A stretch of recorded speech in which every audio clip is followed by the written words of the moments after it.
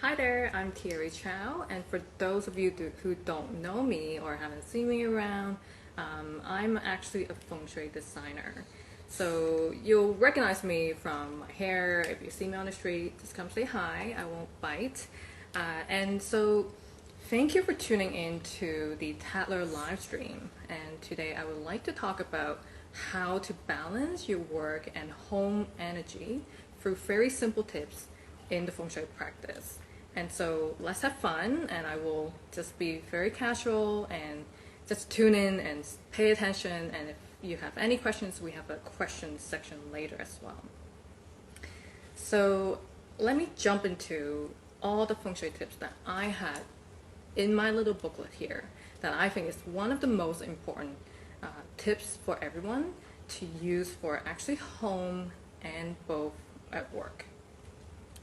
And let's actually also talk about what is actually Feng Shui. So that is something that actually a lot of people really are curious about. For those of you who don't know about Feng Shui a lot, you never even try it before. Actually, Feng Shui in Chinese is just translation of wind and water.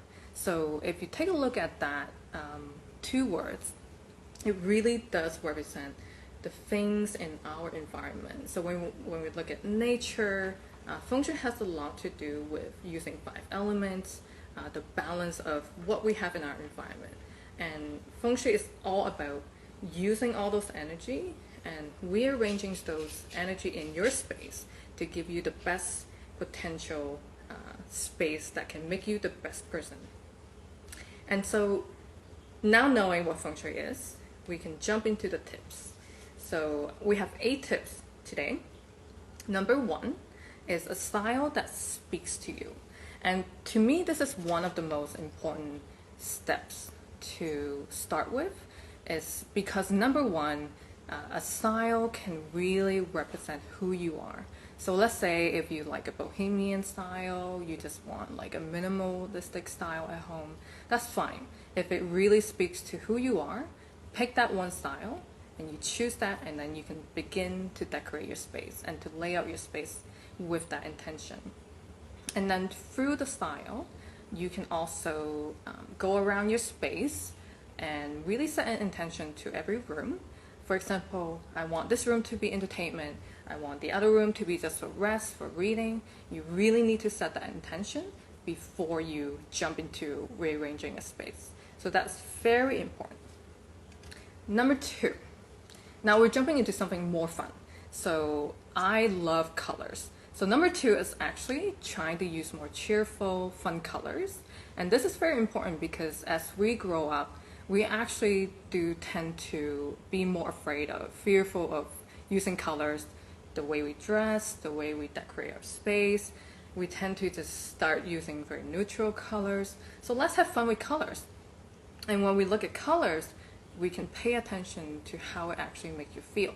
So for example, pink colors and red color, these colors are very good for making somebody feel very loved, romantic, such as purple, and orange and yellow is more of hopeful, joyful. So when you start to pay attention to how these colors makes you feel, then you can actually start to be more aware and mindful of how these colors makes you feel in your space. So it's good to have more fun and just be more mindful of how they make you feel. And then jumping to number 3, a decorative detail that delights. I love this one because for me, one of the best things about Feng Shui is that it actually tells you or advises you to really think about why you put something in your space. So for example, when we say putting something very delightful, maybe someone gave you a gift or a painting, a photo of a family member that really means something to you. And once you can acknowledge that, oh, this thing is actually gives me that really positive, loving energy. When I see it, I smile. Then you can actually place it in your space, and it gives your space that meaning that we all long for. So a decorative detail that delights is very important. whatever makes you smile.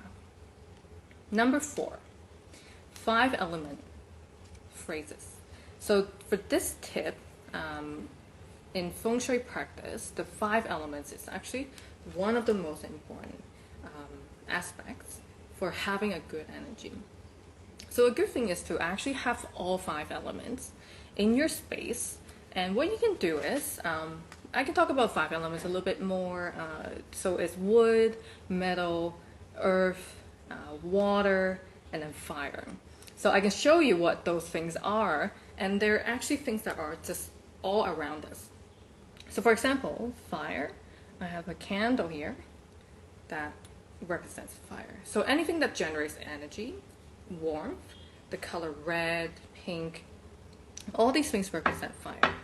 And I have the earth element here. So earth element is actually things like crystal, stones, clay, very earthy elements, soil. And then here is a cute little plant, a little baby plant. So for this one is wood. So anything that is wood material, plants, these are all wood elements. So you can just, place, that's why plants are really good for you. Anyways, like it helps you to be more productive. It's a great color to see.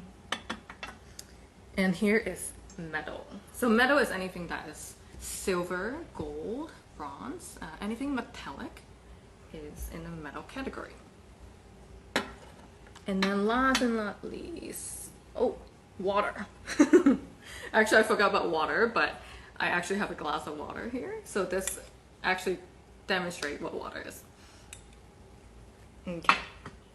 And so back to this point of having all 5 elements in your space is very important. And the more natural, the better. So having more plants, and if you have very raw crystals, metallic decorations, place all these in your home and make sure to have enough of each. Number 5, the Chi blockages. So we recommend no Chi blockages, and it's one of the most important things in Feng Shui is to watch out for how the Chi is flowing in your space. And so I always tell people to imagine a river going through your space. So if something is interrupting this river, that means the Chi is off. And you don't want to see something like a waterfall or when you see rocks sort of disrupting a river. So you really want to see something to flow in your space and to just feel more comfortable when your space has that flow. And number 6, purge and declutter. So this one is actually one of the hardest for I think everyone, because it is very hard to get ourselves up and after maybe half a year, maybe you've lived in your space for a couple years, you have boxes of things, you've been accumulating something that an ex gave you and you never looked at it. It's really a great time, even now, like that we're home so much, to look at our space, and if there's something that you haven't looked at and that gives you that stagnant energy and you just feel stagnant, it's time to declutter. And decluttering is a great way to open up space, not just for your real space, but the space in your mind. Because our space, how I see it, is it's a representation of who you are. It represents your habits. It's pretty much like for me, walking into someone's home, it's sort of like a crime scene that you can just pick and look at, and you can really tell a lot about that person. And so purge and declutter, and I actually do it every 3-4 months. Going to number 7, mood lighting. So lighting is one of the most important as well, because lighting, especially if there's a good balance, it will really help with our especially mental energy. So if you find yourself using a lot of white lighting, your space is not bright enough, you don't get a lot of natural sunlight, it's time to bring in some lighting. So I also recommend using warmer lighting. As humans, we naturally crave sunlight, so it's just better to have a warmer lighting at home. So pay attention to the balance of the lighting in your home. Number 8, last and not least, a good home lets you stay present. So this is one of the most important, that's why I put it at the end, is that a space for me, I always say a body is a temple and a home is a sanctuary. So if you go back home and you get drained and distracted and you feel uncomfortable, that shouldn't happen. A home should be where you charge your batteries. It should allow you to stay present effortlessly. So it should be a place where you can be totally yourself. You can be who you are and you don't have to worry about anything. So pay attention to this. If you're able to enjoy your home and stay in the present moment, then that's the kind of home you want to have.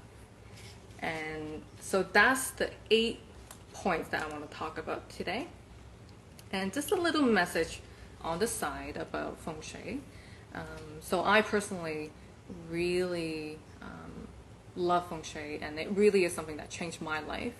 And I would love that everyone can start to, play around and try these tips.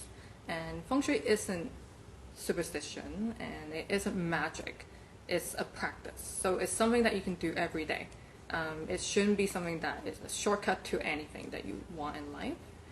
It's a part of many layers in life, and it can make you a better person every day.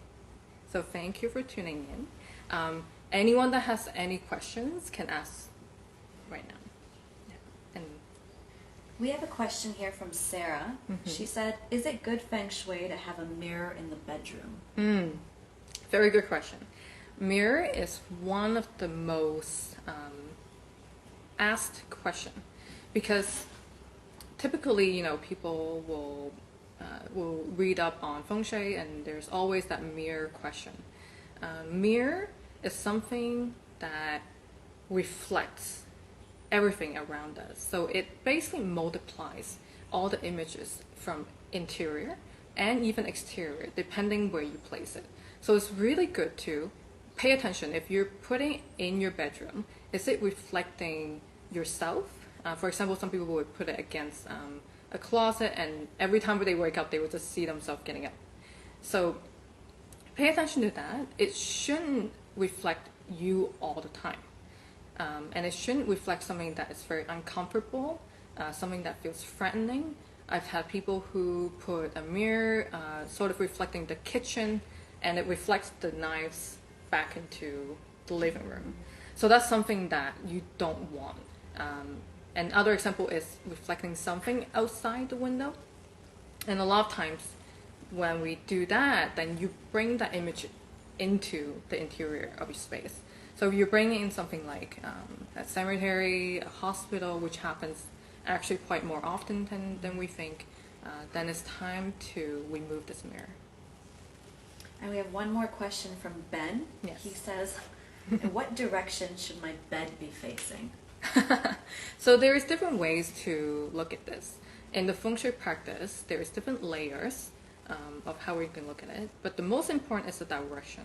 So when we look at direction, there is 2 different methods.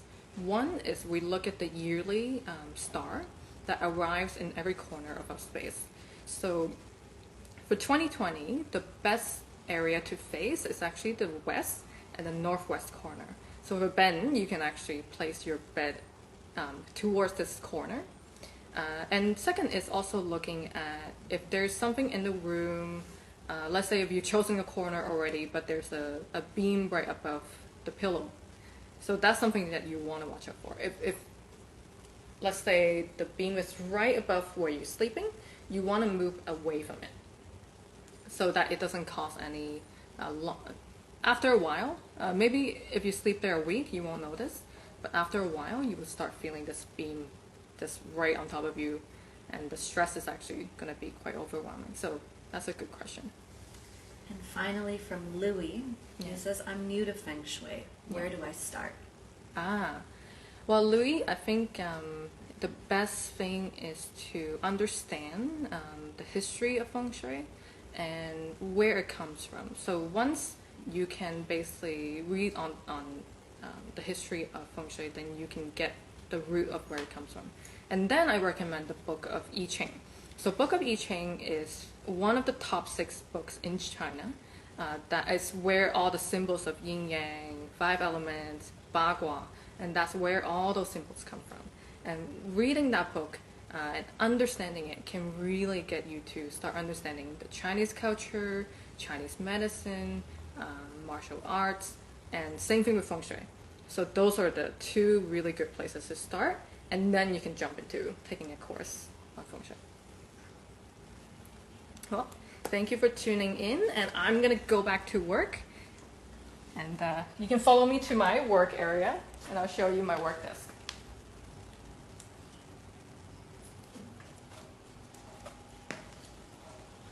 Hey. Look at who's working here.